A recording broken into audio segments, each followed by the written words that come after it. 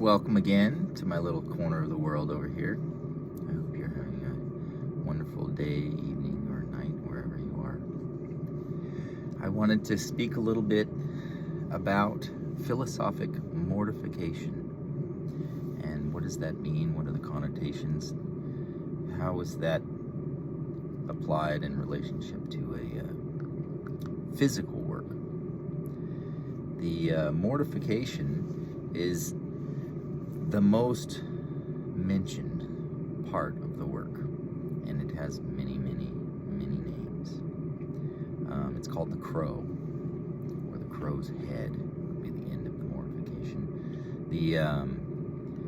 And it comes up everywhere in every single book that has to do with anything on the subject is going to mention the mortification. It's like the first step of the work once you have the mother. And the symbols used for the mortification are many. And to name them all would take longer than an hour. But the most common is the crow.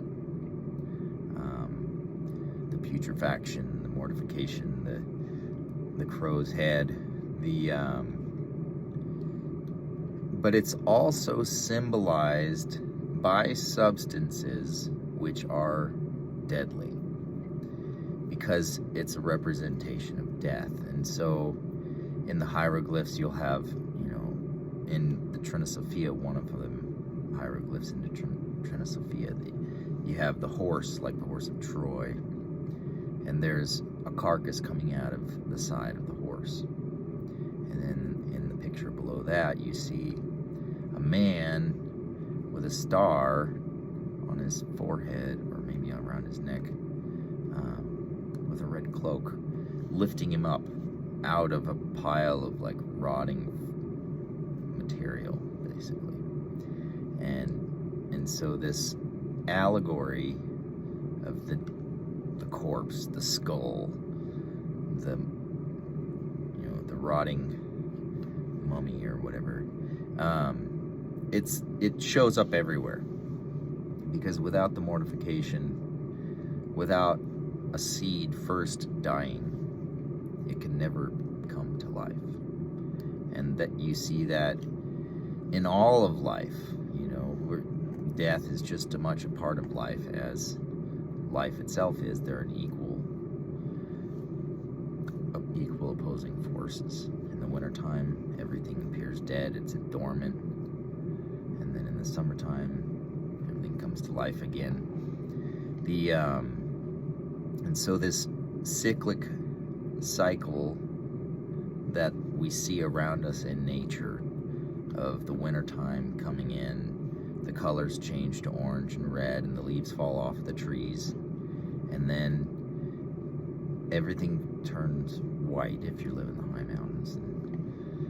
But the dormancy of wintertime is the cyclic mortification of nature. And so you find the allegory of a dead oak tree constantly. See, in Lord of the Rings it shows up, but the white tree that is dead.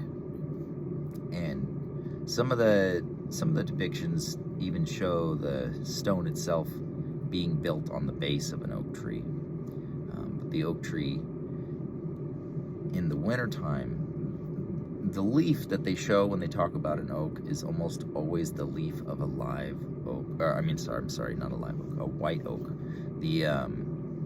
It has kind of a lobier leaf versus a prickly leaf, and the leaves are a darker green. They have more potassium and more nitrogen in them than average leaves, and the bark is white. And so in the wintertime, when they lose their leaves, the tree appears completely dead. The trunk is white. There's not one speck of growth apparent on the tree. And so the white oak is the symbol of the tree of life in alchemy, but it also represents this period of mortification that we all have to go through.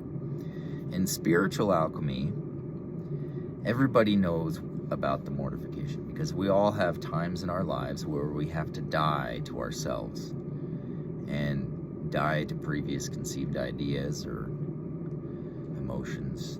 Everything dying to ourselves is a huge part of self-control, because you have to die to those urges that come over you in the moment, and you have to think logically and say, okay, how do I respond in a way that is not from my animal self, my reactive mind, but my higher self. And that's the challenge, because you have to catch yourself in that moment where you're about to transition into your animal mind, which doesn't have any regulators or control. It's reflex, it's fight or flight. And as soon as you go into that mind, it's like your logic, everything else goes right out the window, because you're not operating in that part of your brain anymore.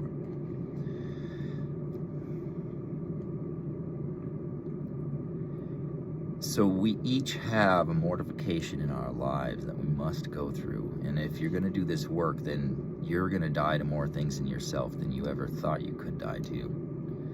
And that's as important a part of the work as everything else.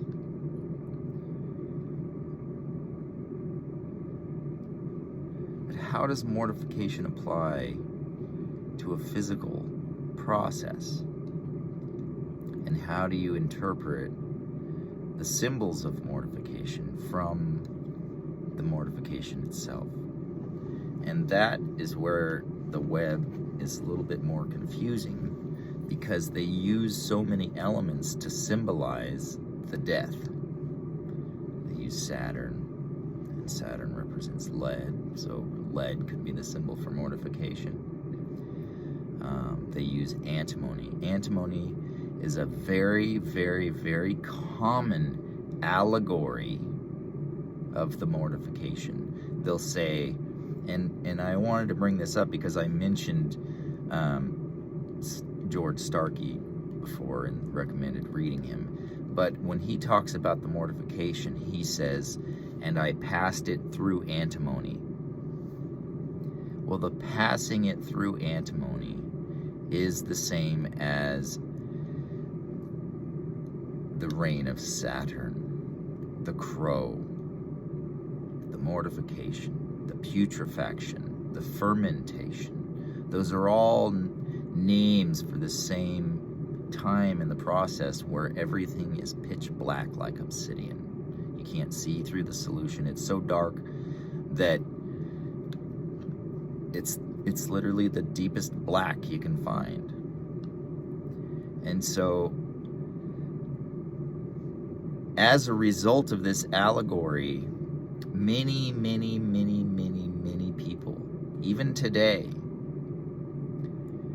use antimony in their alchemical explorations. And I wanted to make sure that I didn't mislead anybody by recommending Starkey's work. If you misunderstand that application of the term antimony, it could be a very dangerous mistake, because in the work of alchemy, you do not use the metal antimony at any time unless you make it through the process. And you could do that if you started with silver and followed all the way through. So understanding the mortification and how that applies to a physical work is an extremely important part of understanding the work itself. And it's literally the symbol of the work. It's the theme of the work. The crow is like the first thing you hear, like throughout every single alchemist, there's always this: first there's death. There has to be death before there can be life. And seeds in your garden, when they're growing, you see them as alive, but then the fruit ripens and you harvest it and you take the seeds out. You might eat the fruit, you might not, but the seed itself is then put out somewhere where it can dry. And once it's completely dried out, then the seed is capable of being reborn as a seed. Up to that point that it's dried out, if it was submerged in water, all of a sudden it would probably break down and decay. And so the mortification is the most important part to understand. Like, every single part of it is important, of course, but if you misunderstand, this is one of the common things that people have misunderstood through years, it is by taking the allegory literally. When he says, I passed the gold through antimony, or I passed the mercury through antimony, he never actually had antimony. I mean, if he was working with antimony, that's not how you make the stone. The stone is salt, sulfur, mercury, air, and water. Antimony is a symbol of death. And a literal interpretation of the allegory could literally lead to death. The first mortification comes with the mirror. And in spiritually speaking, that would be when you see into yourself. You see all the things that need to be mortified in you for you to become who you are meant to be. And then in the plates, the mirror oftentimes contains the face of Mother Nature. And so by looking into the mirror, you're looking into Mother Nature. And the mirror is actually a reference to the process of making the ingredients, because that process itself mirrors the process of making the stone. And so it's in the making of the ingredients that you find the first mortification, the second mortification. And the allegory of the man and the ram is often portrayed as the sword and the ram, because the man and the sword, both symbols of iron. And in the allegory, the ram is pierced with the sword multiple times until it has been mortified. And literal interpretations on that allegory have been numerous throughout the generations, and so many people have gone out and they've killed a goat. And I'm not in any way recommend anybody kill a goat unless you're doing it for food and not in ritual sacrifice, because if you're doing ritual sacrifice in that manner, you do not understand, and you just haven't, your understanding hasn't been opened. And I don't fault you for that. You're on your path, but this is not a part of the work. So don't go piercing the ram with a sword. But that's exactly what you need to do. You take the ram, the substance that is called the ram, the substance which the ram embodies, and you pierce it with the sword, the substance which the sword embodies. And the sword is one of the few times that they're actually being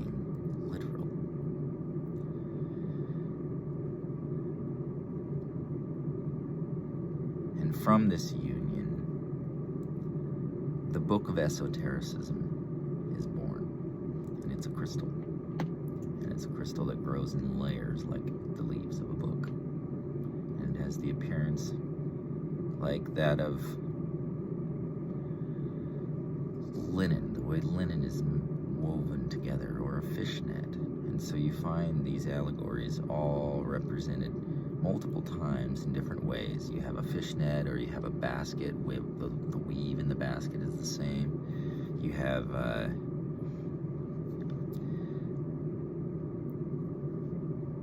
his belt on Orpheus's belt. It's got that same weave on it. And it's a result of piercing the ram with the sword. But you pierce it until the solution turns completely black. And that is the first mortification, the crow. What does it mean for a solution to be mortified? Well, if I had a solution of vinegar and I set it on the table and I wanted to mortify that vinegar in the fashion of alchemical mortification, there'd be many ways I could do this. Fulcanelli says that, quote, in Mystery of the Cathedrals, that this is a point, quoting, this is a point when the solution has lost its activity. So if I want to mortify a bottle of vinegar, I would get an opposing force, such as baking soda. And I would mix that baking soda into some water. And then I would slowly, because if I add it all at once, it'll erupt out of the vessel. But I would add a couple drops at a time of baking soda water into the vinegar. And it would keep reacting and keep reacting and keep reacting, and that's the battle between the two elements. Two dissimilar elements are battling each other. And eventually, if I added enough baking soda water to the vinegar, at some point when I dripped a drop in, there would no longer be a reaction. And modern science would say that the solution has been neutralized. But if you live 700 years ago, they would say that solution has been mortified.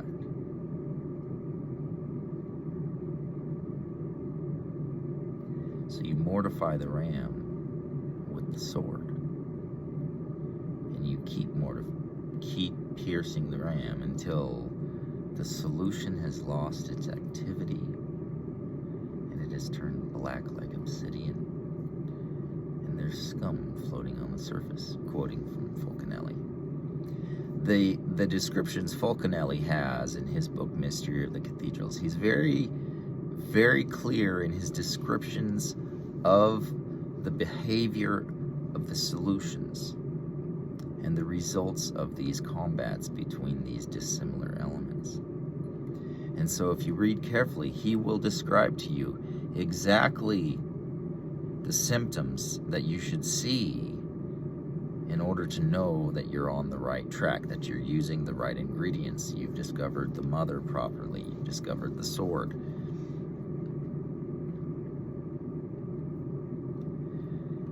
But it's extremely important, especially for the beginner, that you don't take the allegories literally in regards to the mortification, because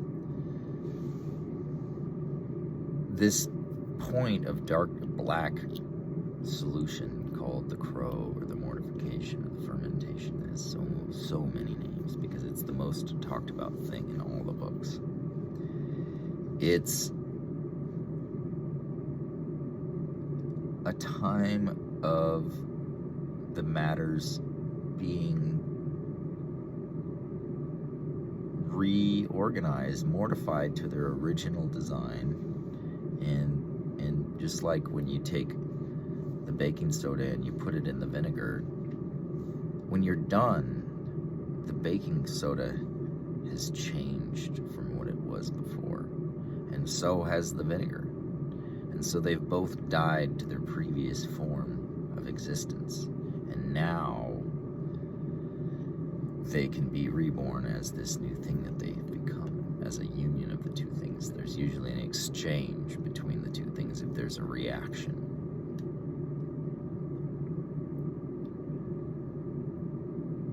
And during this exchange and reaction, eventually, if it keeps happening, the acidity of the solution will be balanced to a neutral.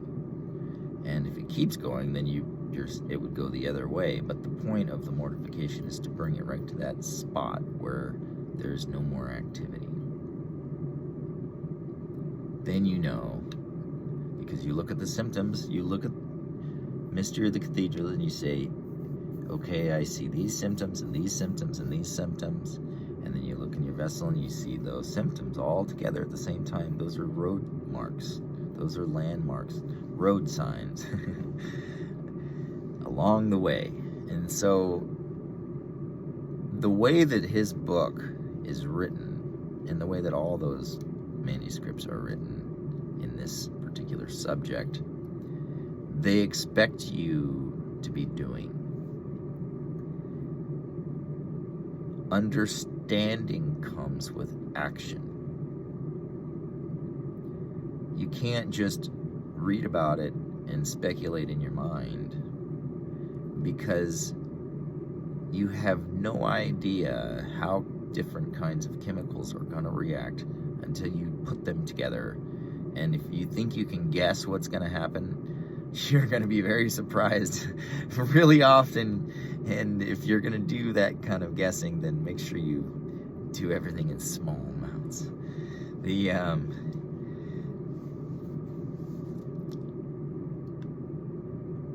Being careful to interpret the allegory not in a literal fashion. Don't pass your gold through physical antimony, or your lead through antimony, or your mercury through antimony, because antimony in these manuscripts is a reference to mortification.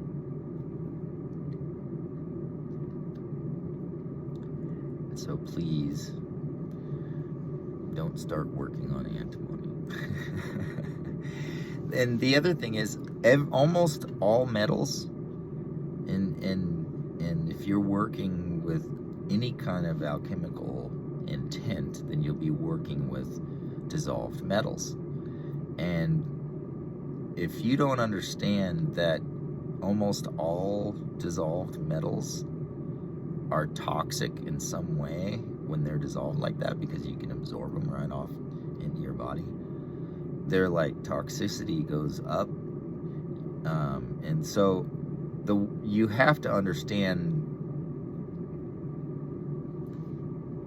what you're working with if you're going to do the work. Don't just start dissolving metals and stuff and playing with that without proper protection. There's a lot of people that tried to do the work, thought they understood it, and all their fingers and toes turned black, and their legs and arms turned black, and then they died from lead poisoning, working with dissolved lead all the time and not protecting themselves from, if you make a soluble form of lead, it's one of the most toxic forms of lead there is in the world. And so keep in mind that when you're working with the essence of life and creation, that it must be respected with the absolute utmost respect. You can't do any of these things lightly.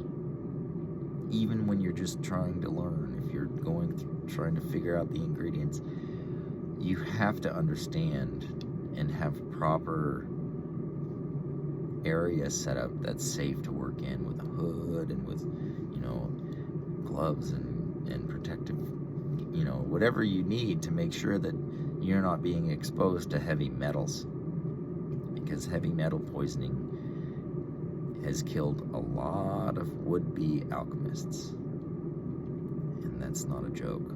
It's a very serious thing, especially if you ever consider working with mercury. Then it's a whole nother level, because mercury, it's a particle that's so small it will soak through your skin the way like LSD does. You can't wash it off. It goes right through you.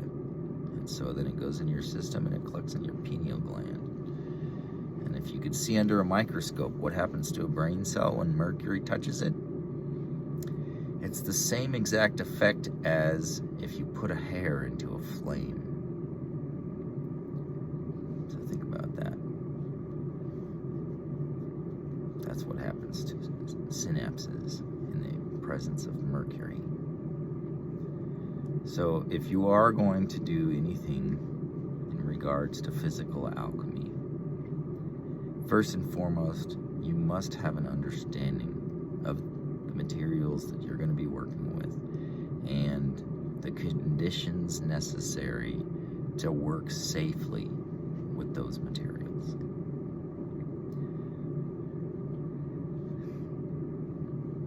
Well, I don't want to browbeat you with but I do feel like if I'm going to speak to the public about, even thinking about learning about these things, it's important to at least take some time to consider, the risks involved in any kind of work with any kind of chemistry type stuff. There always has to be either somebody present who understands what's going on, who can guide you, or you need to have a proper enough understanding to work safely. And I don't know how you guys judge that, but I want to make sure that people understand that how imperative it is that as you begin to try and understand these things, that first of all, you don't take allegories in a literal fashion. You're not out stabbing goats with swords. The ram is the solution. The sword is a substance that's used in the work, not a physical sword, although you probably could use a physical sword, but they're speaking about the matter from which the sword is made. Steel. The alchemists always talk around a substance. And if they give you an actual name, the name is almost always with a substance from which the thing they're talking about is born.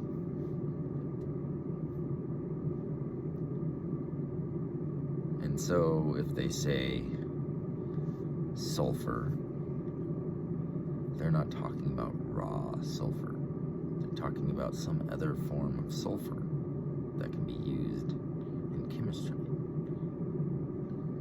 And there's several different forms of that. There's quite a few actually, but there's three main ones. The journey is long, lifelong. I don't know. Usually you read about these people that got into this work and they didn't start doing any real exciting stuff until they were like in their 80s, right? I'm pretty sure Fulcanelli was like mid-80s or something when he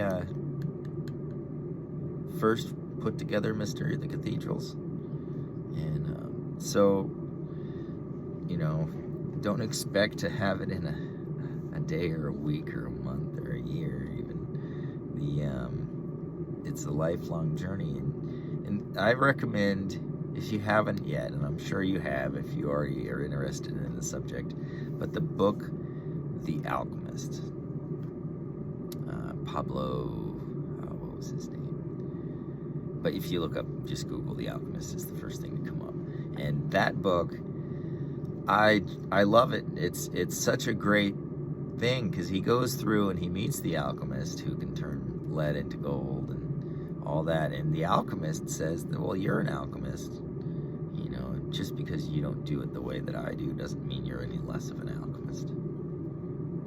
And so it's a really, really, really good rendition of the journey one takes of understanding, and his journey to find his treasure led him right back to where he was living before. You know, like, we're oftentimes right where we need to be, but in order to understand that, we have to go out and see the world and come back to where we were when we started. It's that cycle, round and round, and we die to our previous conceptions of what we are and who we are and what life is, and then we move forward into new understanding, and it's continual rebirth. It all through life and all through nature and everything around us is in a constant state of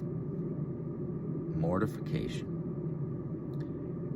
renewal, rebirth, regrowth. The trees, they lose their leaves, and in the process of losing their leaves, the nutrients that were in those leaves goes into the ground again. And that same nitrogen that was up in the leaf when they lost the leaf is now put into the soil and reabsorbed through the roots. And so even though the winter time, the mortification, is a time of seeming darkness and death, you can't see the new life happening, but it's happening in the earth, in the unseen. That previous form of life, the leaves that the tree had from the summer before, are being retransformed, broken down to the very essence, and then used to build brand new leaves again the next year. And so even when it's dark and you're going through the dark night of the soul, it might not seem like you're making progress, but that's actually the time that the tree is absorbing the nitrogen for it to be reborn in the springtime. If it doesn't absorb that nitrogen from the previous year during the winter when the rains are washing those nutrients into the soil, then it won't have the nutrients necessary inside of it, the power for those leaves to push themselves out when the sun gets a little bit stronger. And so the time of mortification and rebirth, death to our previous selves, is most vital, because without that time for the previous life to be broken down, to be dismembered, then the tree wouldn't have the nutrients necessary to be reborn again in the spring.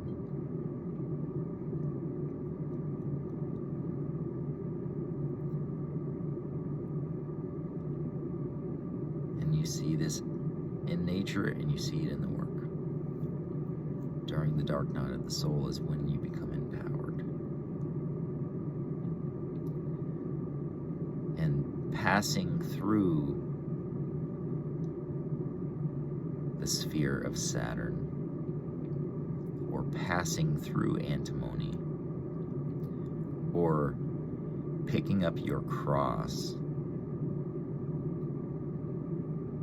is all the same allegory. It's an allegory of dying to your previous form and understanding and being reborn in a new way, more empowered than you were before, because you spent all that time in darkness absorbing the nutrients, so that when the sun got strong enough for those nutrients to be converted again, it would be a reservoir of nutrients that have been absorbed and can be used for that new growth that's going to happen. I hope your dark night of the soul has not been too hard on you, but know that no matter how dark it becomes, it's during this time you're being empowered. It's during this time that the superfluous, the extra material within you that's unnecessary is being separated. It's during this time that the impurities, the dross, is removed. And that's why the symbol of mortification, the crucifixion, the death, starts with our own selves. But it's passing through the darkness that allows it, the materials, to be reorganized into pure light.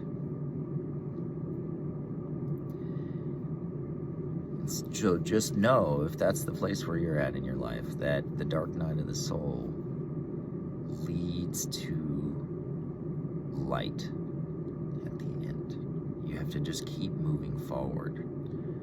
You know, I can't remember the quote, who it's from, but somebody said, if you're in a bad place, don't hang out. Keep moving.